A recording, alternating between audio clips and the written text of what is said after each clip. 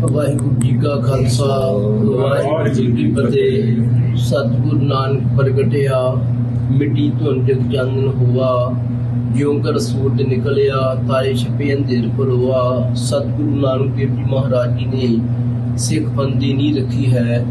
गुरु नानक देव जी महाराज जी ने बाबे तारे चार जग नौ खंड पृथ्वी सच्चा ढोआ, गुरमुख कल प्रगट हुआ। भाई गुरदास जी के बचन ने सो श्री गुरु नानक देव जी महाराज जी ने 10 जामे धारण करके सो खालसा पंथ 10वें जामे में गुरु गोबिंद सिंह महाराज जी ने अपना खालसा मेरा रूप खास सो बख्शा कीतियां ने।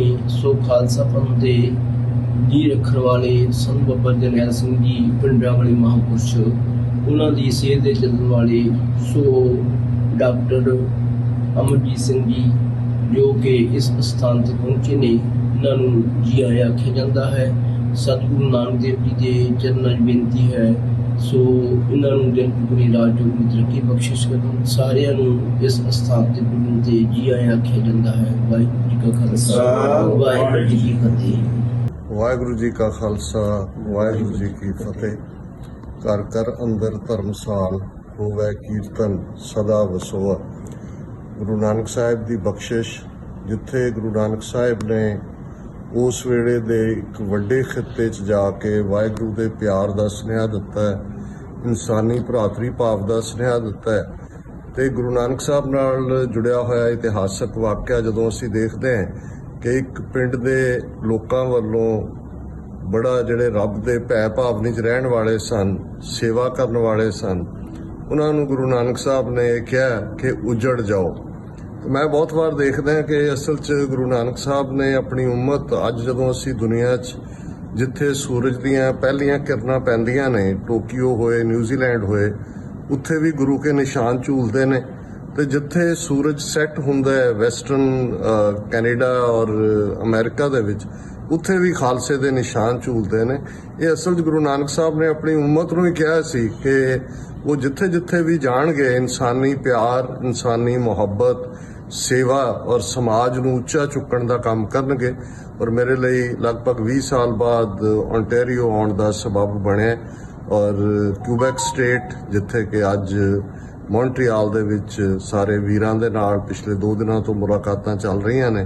और इस गुरुद्वारा साहब दे जदों असीं थल्लों उपर नूं चढ़ाई चढ़ रहे सी तो मैनूं कसौली, शिमला, वो सारा खूबसूरत पिक्चर्स सारी थां जिथे कि तुहानूं महसूस हुंदा है कि तुसीं कुदरत दी गोद दे विच बैठे हो।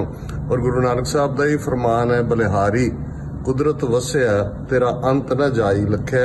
मैं भाई साहब नाल जदों गल कर रहा सी तो उसने दस्सिया कि किवें सारे इस पासे सिख संगत भी वड्डी गिणती च, ऐतवार दा दीवान भी भरवां सजदा है और बहुत खूबसूरत स्थान है। सतगुरु रहमत करन समूह प्रबंधकां दा, भाई साहब दा बहुत बहुत धन्नवाद। सिरोपाओ दी बख्शिश, ये गुरु वालों लाए गए फर्ज नूं फिर अपनी याद दहानी हुंदी है कि कौम, पंथ और साडे पिछले 4 दहाकियां दे विच 1.5 लाख तो ज़्यादा गुरु कलगीधर दे सपुत्र सपुत्रियां जिन्हां ने अपने शरीरां दे ठीकरे दिल्ली दे साम्राज दे सिर ते इसलिए भन्ने कि कौम दा आउण वाला कल शान मता होए, मान मता होए। उन्हां दे डुੱਲੇ खून दा हक लैण लई कौम पिछलियां 4 दहाइयां तो आज़ाद देश खालिस्तान दे लई संघर्ष कर रही है। बहुत सारे पड़ाव आए ने, ये हमेशा संघर्षां च आउंदे ने, उतरा चढ़ाव भी हुंदे ने, पर इस दे बावजूद खालसा पंथ चढ़दी कला च है। जिथे जिथे भी सिख दुनिया के किसी कोने च भी वसदा है, 150 तो ज़्यादा देशों च अज निशान साहब झूलते हैं, वो चढ़दी कला च हुंदा है। वो दे सामने चैलेंज हुंदा है कि उन्हें इंसानियत के भले लिए कुछ करना है। जे असी खालिस्तान की तामीर की गल करते हैं, वो भी इसलिए है ताकि सरबत का भला हो सके, साडे कोल साधन होण और वो ऐसा मुल्क जिहड़ा कुल दुनिया के लिए रोल मॉडल होए, जिहड़ा मॉडल गुरु अर्जन साहब ने बाणी दे विच याद दहानी करवाई। हुण हुक्म हुआ मेहरबान दा, पै कोई न किसै रिंझाण दा, सब सुखाली वुठिया ये हुआ हलेमी राज जियो। कि ऐसा राज पाक जिथे कोई किसी नूं रिंझाए ना, तंग ना करे, सारे सुखी वसन, यही खालिस्तान है। यही जिवें भगत रविदास जी ने फरमाया सी बेगमपुरा शहर को नाओ, दुख अदो नहीं तय ठाओ, ना तशवीश खराज ना माल, खौफ ना खता न तरस जवाल, अब मोहे खूब वतन गह पाई, उहाँ खैर सदा मेरे भाई। वो मुल्क जिथे कोई गम च ना होए, कोई सुसाइड ना साडे वीर पैणा करन, कोई भुखा ना सवे, जो गुरु नानक साहब दा और खालसा पंथ दा जदों असीं देग तेग फतेह कहंदे हां, देग इकनॉमिकल प्रॉस्पैरिटी है, तेग जिथे फतह दी निशानी है उत्थे तेग सानू याद दहानी करवांदी है कि असीं सच हक इंसाफ लई जूझना है। सो समूह प्रबंधक वीरां दा, भाई साहबान दा बहुत बहुत शुक्रिया। वाहिगुरू जी का खालसा, वाहिगुरू जी की फतेह। वाहिगुरू जी का खालसा, वाहिगुरू जी की फतेह। ਅੱਜ ਡਾਕਟਰ ਸਾਹਿਬ ਡਾਕਟਰ ਅਮਰਜੀਤ ਸਿੰਘ ਜੀ ਆਏ ਹਨ ਆਪਣੇ ਅਮਰੀਕਾ ਤੋਂ, USA ਦੀ ਧਰਤੀ ਤੋਂ। ਅੱਜ ਬਹੁਤ ਡੋਰੀਅਨ ਗੁਰਦੁਆਰੇ ਵਿੱਚ ਇਹਨਾਂ ਦੇ ਦਰਸ਼ਨ ਕੀਤੇ।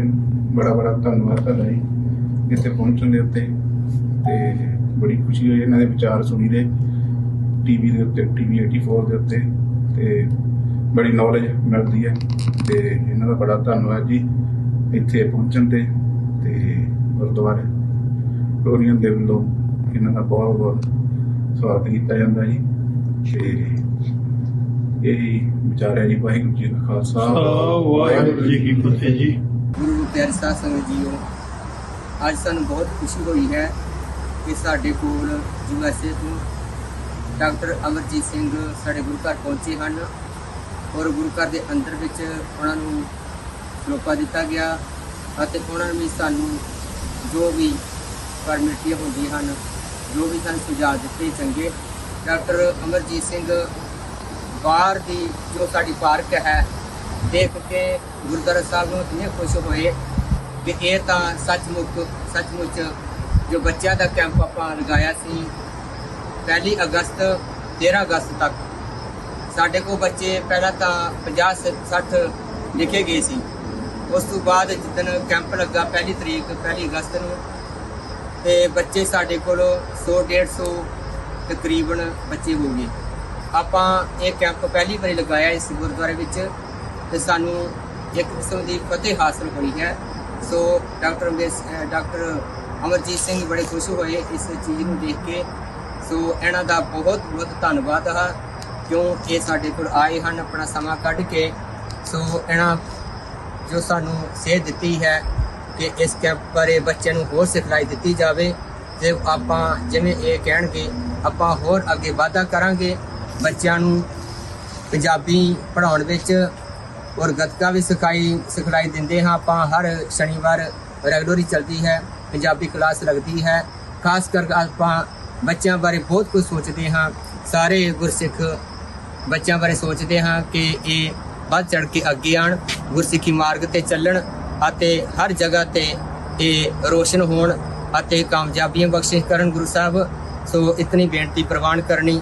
ਵਾਹਿਗੁਰੂ ਜੀ ਕਾ ਖਾਲਸਾ, ਵਾਹਿਗੁਰੂ ਜੀ ਕੀ ਫਤਿਹ।